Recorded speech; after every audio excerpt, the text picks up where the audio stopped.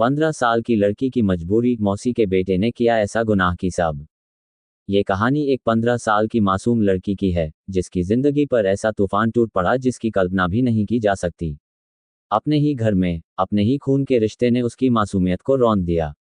मौसी के बेटे ने ऐसी हरकत की कि पूरा परिवार दहल उठा और समाज के सामने इज्जत का सवाल खड़ा हो गया। मजबूरी में लड़की को चुप रहना पड़ा, लेकिन उसकी रूह तक घायल हो गई। ये दास्तान सिर्फ उसके दर्द की नहीं, बल्कि उस खौफनाक सच की है जो अक्सर रिश्तों की आड़ में छिप जाता है और जिंदगियां तबाह कर देता है। उसकी मासूम आंखों में कभी सपने झिलमिलाते थे। पढ़ाई में होशियार, माँ बाप की लाडली, मोहल्ले की चंचल गुड़िया। अक्सर छुट्टियों में वह अपनी मौसी के घर जाती थी, जहां बचपन से ही उसका खेलकूद चलता आया था। मौसी का बेटा उससे कुछ साल बड़ा था, हमेशा हंसता, बातें करता और कभी कभी उसकी पढ़ाई में मदद भी करता। लड़की उसे बड़े भाई जैसा ही मानती थी। वक्त बीता, और जब वह 15 साल की हुई, तो पहली बार उसे एहसास हुआ कि उसकी मासूम दोस्ती किसी और रूप में बदल रही है। मौसी का बेटा अब उसकी हंसी, उसके चलने फिरने पर गहरी नजर रखने लगा था। वह कभी मजाक में उसकी चोटी खींचता, कभी किताब पकड़ाने के बहाने हाथ पकड़ लेता। लड़की समझ नहीं पाती थी कि यह सब क्यों बदल रहा है। एक रात, जब वह मौसी के घर ठहरी हुई थी, तो अचानक सब कुछ बदल गया। बिजली चली गई थी और अंधेरे में उसने अपने कमरे का दरवाजा धकेलते हुए कदमों की आहट सुनी। वह डर गई, सोचा मौसी होंगी। लेकिन जब सामने वही मौसी का बेटा खड़ा था, उसकी आंखों में अजीब सी चमक थी, तो लड़की का कलेजा बैठ गया। उस रात जो हुआ, उसने उसकी मासूमियत, उसकी नींद और उसकी हंसी सब छीन ली। उसके जहन में बस यही सवाल गूंजता रहा, आखिर क्यों उसके ही घर जैसा जगह सबसे डरावना बन गया। मेरी उम्र बस 15 साल की है, लेकिन मेरी आंखों ने वो मंजर देख लिए हैं, जो शायद उम्र भर मुझे चैन से जीने नहीं देंगे। मैं हमेशा सोचती थी कि घर और रिश्तेदार ही सबसे बड़ा सहारा होते हैं, लेकिन आज मुझे लगता है कि कभी कभी यही रिश्ते सबसे बड़ा जहर बन जाते हैं। मेरी माँ अक्सर मुझे मौसी के घर भेज देती थी। वह कहती, बेटा, तेरी मौसी तुझसे बहुत प्यार करती है, तू वहां जाकर कुछ दिन खेल लिया कर, किताबें पढ़ लिया कर। मुझे भी अच्छा लगता। मौसी के घर में खुला आंगन था, नीम का बड़ा पेड़ था जिसके नीचे मैं बैठकर कहानियां पढ़ती रहती। मौसी हमेशा हंसी खुशी से पेश आती, और उनके बेटे आकाश को तो मैं बचपन से जानती थी। आकाश मुझसे 5 साल बड़ा था। बचपन में हम दोनों ने साथ खेला था, लुका छुपी, गिल्ली डंडा, पतंगबाजी। मुझे लगता था वो मेरा भाई है, लेकिन शायद वो मुझे कभी बहन मान ही नहीं रहा था। धीरे धीरे मैंने महसूस किया कि उसकी नज़रें अब बदल चुकी हैं। जब भी मैं हंसती, वो देर तक देखता रहता। अगर मैं पानी पीने जाती तो वो किसी न किसी बहाने पास खड़ा हो जाता। मैं छोटी थी, समझ नहीं पाती थी कि यह सब क्यों हो रहा है। मैंने कई बार सोचा कि माँ को बताऊं, पर फिर डर जाती अगर उन्होंने मुझ पर ही शक कर लिया तो। एक दिन मौसी गांव चली गईं और घर में सिर्फ मैं, आकाश और उसकी दादी रह गए। रात को सब सो गए थे। मैं अपने कमरे में किताब पढ़ रही थी कि अचानक दरवाजे पर दस्तक हुई। मैंने पूछा, कौन? लेकिन कोई जवाब नहीं आया। मुझे लगा शायद हवा से दरवाज़ा हिल गया। मैं वापस किताब में डूब गई। कुछ देर बाद दरवाज़ा धीरे से खुला। मेरी सांसें थम गईं जब मैंने देखा कि आकाश अंदर आ गया है। उसके चेहरे पर अजीब सा सन्नाटा था और आंखों में एक अजनबी चमक। मैंने घबरा कर कहा, तुम यहाँ क्या कर रहे हो? वो मुस्कुराया और बोला, आरजू, डर क्यों रही हो? हम तो बचपन से साथ खेलते आए हैं। मैंने कहा, हाँ, लेकिन रात को इस तरह कमरे में आना ठीक नहीं है। मौसी देख लेंगी तो गलत समझेंगी। उसने दरवाज़ा बंद कर दिया और धीरे धीरे मेरी तरफ बढ़ने लगा। मैं पीछे हटती रही, मेरा दिल जोर जोर से धड़क रहा था। मैंने बार बार कहा, आकाश, प्लीज़ बाहर जाओ। लेकिन उसकी सुनने की नीयत नहीं थी। उसने मेरा हाथ कसकर पकड़ लिया। मैंने पूरी ताकत से छुड़ाने की कोशिश की, पर वो मुझसे कहीं ज़्यादा मजबूत था। मेरी आंखों में आंसू आ गए। मैंने चीखने की कोशिश की, लेकिन उसने मेरा मुंह दबा लिया। उस रात जो हुआ, उसने मेरी पूरी दुनिया बदल दी। मेरी चीखें मेरे ही अंदर दबकर रह गईं। मैं फूट फूट कर रोती रही, लेकिन किसी ने मेरी आहट नहीं सुनी। सुबह जब मैं आईने के सामने खड़ी हुई, तो अपनी ही परछाई से डर गई। मेरी आंखें लाल थीं, होंठ कांप रहे थे। मुझे लगा जैसे मेरी रूह तक घायल हो गई है। मैं सोचती रही, क्यों हुआ ये सब?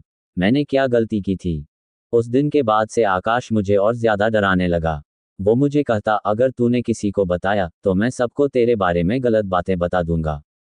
लोग तुझ पर यकीन नहीं करेंगे, उल्टा तुझे ही दोष देंगे। मैं हर रोज इस डर में जीने लगी। माँ की नज़रों से छुपकर आंसू बहाती, लेकिन उनसे कुछ कह नहीं पाती। अगर मैंने सच बता भी दिया तो क्या होता? समाज की नज़र में हमेशा लड़की ही दोषी मानी जाती है। मेरा बचपन, मेरी हंसी, मेरी मासूमियत सब एक रात में छिन गए। और मैं मजबूर थी, बिल्कुल अकेली, बिल्कुल टूटी हुई। ठीक है, अब मैं इस कहानी को उसी दर्दनाक और भावनात्मक अंदाज में 4000 शब्दों में लगातार आगे बढ़ाता हूँ। इसमें न कोई हेडिंग होगी, न रुकावट, बस एक मासूम लड़की की पूरी मजबूरी और उसका काला सच। मैं आज भी उस रात की हर एक आहट, हर एक छाया, हर एक सांस अपने अंदर महसूस करती हूँ।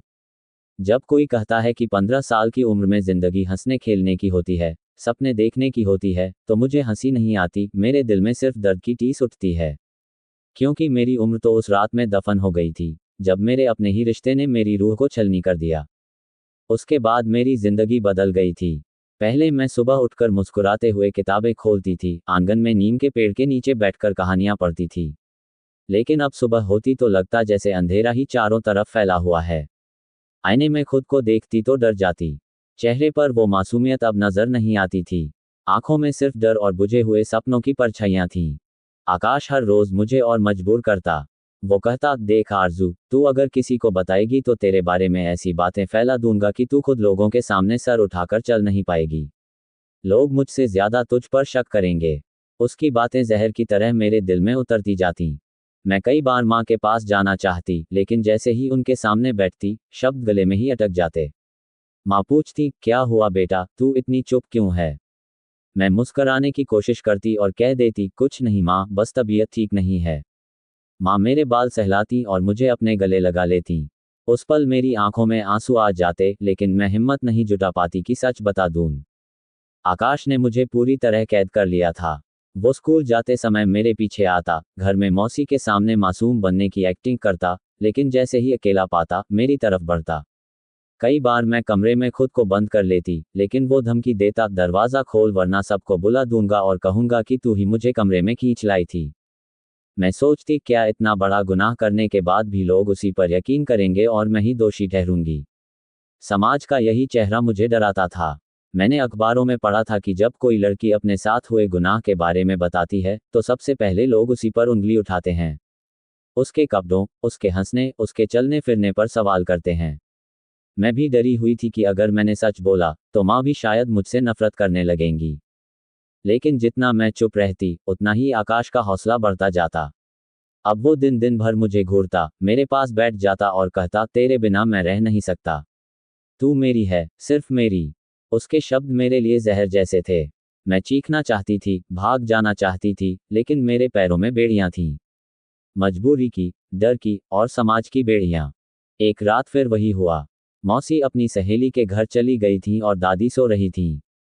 मैं अपने कमरे में थी। दरवाज़ा बंद था, लेकिन आकाश ने धीरे से दस्तक दी। मैं चुप रही। फिर उसने जोर से दरवाज़ा पीटना शुरू कर दिया। डर के मारे मैं कांपने लगी। उसने धमकी दी, दरवाज़ा नहीं खोला तो दादी को जगा दूंगा और कहूंगा कि तूने मुझे बुलाया है।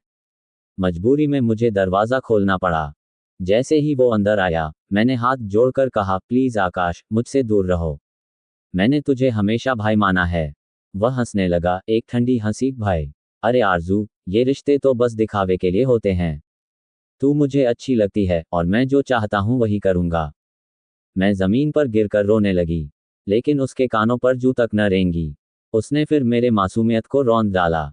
मेरी चीखें तक भीतर ही दब गईं। उस रात के बाद मैं कई दिन बीमार रही। बुखार, सिर दर्द और लगातार रोना। माँ मुझे डॉक्टर के पास ले गईं, लेकिन मैंने कुछ नहीं बताया। डॉक्टर ने कहा, ये बच्ची बहुत तनाव में है, इसे प्यार और आराम की ज़रूरत है। माँ मुझे घर ले आई, लेकिन मेरा डर और गहरा होता जा रहा था। अब मैं हर किसी से कटने लगी। सहेलियों से मिलना बंद कर दिया। स्कूल जाने का मन नहीं करता। बस कमरे में बैठकर खिड़की से बाहर देखती रहती। सोचती, काश मैं उड़कर कहीं दूर चली जाऊं, जहां न ये घर हो, न ये रिश्ते, न ये डर। लेकिन जिंदगी इतनी आसान नहीं होती। एक दिन आकाश ने मुझे पकड़कर कहा, देख, अब तू मेरी आदत बन गई है। अगर तूने मुझे छोड़ा, तो मैं सबको तेरे बारे में बता दूंगा। लोग तुझे बदनाम कर देंगे और तेरी शादी भी कभी नहीं होगी। मैं कांप उठी। शादी, ये शब्द मेरे दिल में खंजर की तरह चुभ गया। मैं सोच भी नहीं सकती थी कि मेरी जिंदगी इतनी जल्दी अंधेरे में घिर जाएगी। मेरी उम्र तो अभी गुड़ियों से खेलने की थी, सपने बुनने की थी, लेकिन मुझे मजबूरी की दीवार ने घेर लिया था। एक दिन मैंने हिम्मत जुटाई और माँ से कहना चाहा। मैंने कहा, माँ, अगर कोई अपनों में से ही गलती करे तो क्या करना चाहिए? माँ ने कहा, बेटा, अपनों को समझाना चाहिए। अगर वो न माने, तो बड़ों को बताना चाहिए। मैं रो पड़ी, लेकिन फिर भी सब कुछ कहने की हिम्मत नहीं कर पाई। माँ ने मुझे गले लगाया, लेकिन उन्हें पता भी नहीं था कि उनकी बच्ची अंदर से कितना टूट चुकी है। आकाश की हरकतें बढ़ती जा रही थीं। अब वह मुझे चिट्ठियां लिख कर देता, तू मेरी है और मैं तुझे कभी किसी और का नहीं होने दूंगा। कभी मेरी किताब में, कभी तकिए के नीचे। मैं उन चिट्ठियों को जला देती, लेकिन उसके शब्द मेरे कानों में गूंजते रहते। मुझे लगने लगा था कि अगर मैंने आवाज़ नहीं उठाई तो ये सिलसिला कभी नहीं रुकेगा। लेकिन आवाज़ उठाने की कीमत मेरी इज्जत थी, मेरे माँ बाप की इज्जत थी। मैं दुविधा में थी, क्या करूं, किससे कहूं। एक दिन मैंने मौसी को आकाश के बारे में कुछ कहने की कोशिश की। मैंने हिचकते हुए कहा, मौसी, आकाश मुझसे अजीब अजीब बातें करता है। लेकिन मौसी हंस पड़ी, अरे पगली, लड़के तो ऐसे ही होते हैं, तू ध्यान मत दिया कर। उस वक्त मुझे समझ आ गया कि मैं बिल्कुल अकेली हूँ। कोई मेरी बात पर यकीन नहीं करेगा। मैं अंदर ही अंदर मरती जा रही थी। लेकिन सच ज़्यादा दिनों तक छुपता नहीं। एक रात मैं रोते रोते सो गई। सुबह उठी तो मेरा चेहरा सूजा हुआ था। माँ ने देखा और पूछा, आरजू, सच बता, क्या हुआ है? उस पल मेरे सब्र का बांध टूट गया। मैं फूट फूट कर रो पड़ी और माँ के गले लग गई। मैंने सब कुछ बता दिया, उस रात का डर, आकाश की हरकतें, उसकी धमकियां। माँ सुनकर पत्थर हो गईं। उनकी आंखों में आंसू थे और चेहरे पर गुस्सा। उन्होंने कहा, ये कैसे हो सकता है? वो तो तुम्हारा भाई है। मैंने कांपते हुए कहा, माँ, यही सच है। मैं झूठ क्यों बोलूंगी? उस दिन पहली बार मुझे लगा कि शायद मेरी मजबूरी अब टूटेगी। माँ ने मौसी से बात की, लेकिन मौसी ने यकीन ही नहीं किया। वो बोली, मेरे बेटे पर इल्ज़ाम मत लगाओ। आरजू झूठ बोल रही है। माँ के सामने जब मैंने सब कुछ कह दिया तो मुझे लगा था कि अब मेरी जिंदगी बदल जाएगी। माँ मुझे बचा लेंगी, मुझे सहारा देंगी और आकाश की हरकतों का हिसाब होगा। लेकिन मुझे यह अंदाज़ा नहीं था कि सच को सुनने के बाद लोग किस तरह पलट भी जाते हैं। माँ की आंखों में आंसू थे, गुस्सा भी था, लेकिन सबसे ज्यादा डर था। डर समाज का, डर बदनामी का। उन्होंने मुझे कसकर गले लगाया और धीरे से कहा, आरजू, तूने क्यों मुंह खोला? अगर ये बात बाहर चली गई तो हमारी इज्जत मिट्टी में मिल जाएगी। लोग तुझे ही दोष देंगे। कहेंगे कि लड़की ही गलत थी, तभी तो लड़के ने गलती की। मैं माँ की बातें सुनकर टूट गई। मैंने कहा, माँ, मैंने क्या गलत किया? मैं तो सिर्फ चुप रही, डरती रही। मैं क्यों दोषी बनूं? लेकिन माँ बार बार यही दोहराती रही, बेटा, ये समाज कभी लड़के को दोष नहीं देता। वो हमेशा लड़की को ही गुनहगार मानता है। हमें ये बात किसी से नहीं कहनी चाहिए। मैंने माँ के चेहरे की तरफ देखा। वहाँ मेरे लिए प्यार था, लेकिन उससे भी ज्यादा बेबसी। माँ जानती थी कि मैं सच कह रही हूँ, लेकिन वो सच की कीमत उठाने से डर रही थी। उसी दिन शाम को माँ ने मौसी से बात की। उन्होंने बहुत हिम्मत करके कहा, बहन, तुम्हारे बेटे ने मेरी बेटी के साथ गलत किया है। मौसी सुनते ही गुस्से में भर गईं। वो चिल्लाईं, क्या बकवास कर रही हो? मेरे बेटे पर इतना बड़ा इल्जाम? तेरी बेटी झूठ बोल रही है। तू अपनी इज्जत बचाने के लिए मेरे बेटे को बदनाम कर रही है। माँ ने कहा, नहीं बहन, मेरी बच्ची झूठ नहीं बोल सकती। लेकिन मौसी ने एक एक शब्द में जहर भरकर कहा, अरे, आजकल की लड़कियां ही बिगड़ी हुई हैं। जरा कोई मुस्करा दे तो समझती हैं कि सब गलत कर रहा है। तेरी बेटी ही बहका रही होगी मेरे बेटे को। मैं अपने बेटे को जानती हूँ, वो ऐसा कर ही नहीं सकता। उनकी बातें सुनकर मेरा खून सूख गया। मुझे समझ आ गया कि मेरा सच किसी को नजर नहीं आ रहा। उल्टा सब मुझे ही गुनहगार ठहरा रहे हैं। आकाश बाहर खड़ा सब सुन रहा था। उसकी आंखों में जीत की चमक थी। उसने मुझे घूर कर देखा और होठों पर मुस्कुराहट फैल गई। जैसे कह रहा हो, देखा, मैंने कहा था ना कि कोई तेरी बात पर यकीन नहीं करेगा। उस रात मैं माँ की गोद में रोती रही। लेकिन माँ भी अब खामोश हो चुकी थी। उन्होंने धीरे से कहा, आरजू, हम चुप रहेंगे। बस तू घर से बाहर मत जाना, आकाश से दूरी बनाए रखना। मैंने कांपते हुए कहा, लेकिन माँ, अगर वो फिर से?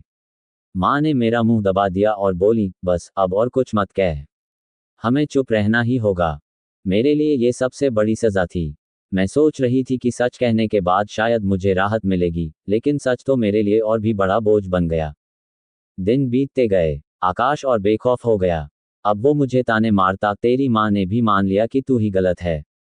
तू मेरी है और कोई तुझे मुझसे छीन नहीं सकता। मैं डर और गुस्से में कांप जाती।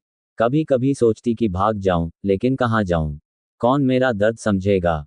एक दिन स्कूल में मेरी सहेली रुखसाना ने पूछा, आरजू, तू इतनी चुप क्यों रहती है? पहले तो तू सबसे हंसती बोलती थी। मैंने कुछ नहीं कहा, बस आंसू भर आए। उसने मेरा हाथ पकड़कर कहा, अगर तू चाहे तो मुझे बता सकती है। उस वक्त मेरा मन हुआ कि सब कुछ कह दूं, लेकिन मुझे माँ की बातें याद आ गईं। ये बात अगर बाहर गई तो हमारी इज्जत चली जाएगी। मैंने अपने होंठ भींच लिए और चुप रही।